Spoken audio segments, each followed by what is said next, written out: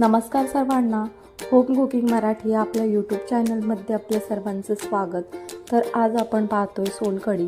उन्हाळ्यात सर्वांना हवीशी वाटणारी आंबट चवीची अगदी सोपी रेसिपी आहे सोलकढीची. तर ही व्हिडिओ शेवटपर्यंत नक्की पहा आणि रेसिपी नक्की ट्राय करा. चला तर पाहूयात रेसिपी. इथे मी 1 वाटी पाणी घेतलंय, त्यामध्ये 8 ते 10 कोकम घातले आणि एक अर्धा तास आपण कोकम भिजत ठेवणार आहोत पाण्यामध्ये. तसेच एक नारळ घेतलाय, नारळ फोडून त्याचे तुकडे करून घेतलेत. नारळाचे आता काप करून घेऊयात.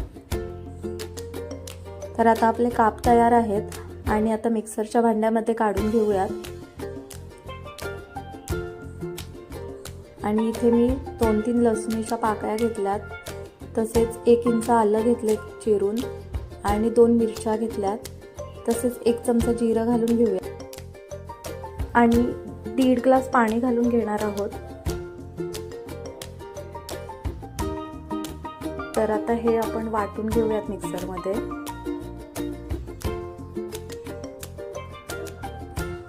आता आपण मिक्सरमध्ये फिरून घेतलं हे वाटण. तर आपण पाहू शकता खोबऱ्याचं दूध तयार आहे.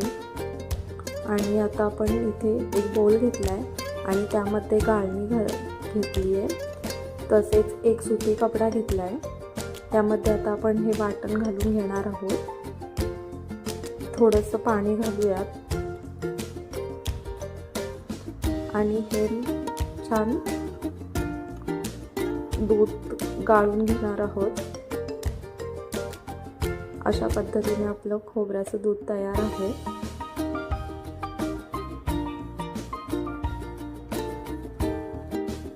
तर आता आपण कोकम भिजत घातलेले ते आपण आता मस्त भिजलेत आणि पाहू शकता मस्त कलर पण आलाय. तर आता आपण हे गाळून दुधामध्ये घेऊयात. शक्यतो कोकम ओलाच घ्यायचा. जर सुका कोकम घेतला तर गरम पाण्यात भिजत घाला आणि आपण कोकमचा आगळ पण वापरू शकता. तर आता आपण छान मिक्स करून घेऊयात. आता आपण चवीपुरतं मीठ घालून घेऊयात आणि छान मिक्स करून घेऊयात.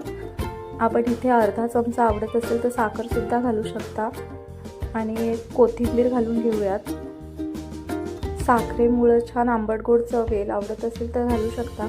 आणि अशी पौष्टिक सोलकढी तयार आहे. तर ही सोलकढी आपण नुसती पण पिऊ शकता किंवा जेवणाबरोबरही पिऊ शकता. तर ही रेसिपी आपल्याला आवडली असेल तर चॅनलला सबस्क्राईब करा आणि रेसिपीला लाईक करा.